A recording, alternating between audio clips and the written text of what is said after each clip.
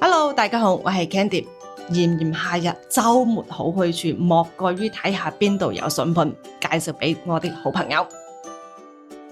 喺萬錦市俾我揾到適合唔同預算嘅全新雙車房 townhouse， 唔使100萬，雙車房獨立屋只係由118萬起。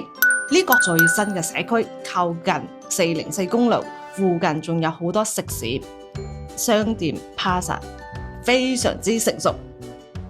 係啦，咁呢個西咧就喺我哋萬錦啦。咁佢有幾種唔同嘅戶型嘅，咁其中一種咧就係我哋後邊呢種雙車房3層嘅 townhouse， 可以做到4間房或者5間房 ，within 100萬以內，明年收樓。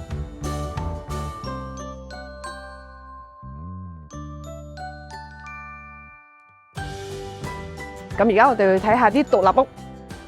呢度呢就係雙車房獨立屋，有以下唔同嘅 lot size 俾大家選擇。外觀俾我嘅感覺呢都係非常之 modern 嘅，又不失獨立屋嘅應有氣派。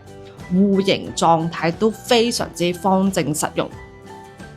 咁今次重點同大家介紹就係話，我哋有31尺雙車房獨立屋，只要係130幾萬。咁呢一種係點樣樣嘅呢？就係雙車房啦。咁我呢個位置呢，仲可以泊多一部車，咁其實可以泊到3到4部車。咁除咗呢個雙車房特別之外呢，咁佢都有自己個 courtyard 嘅。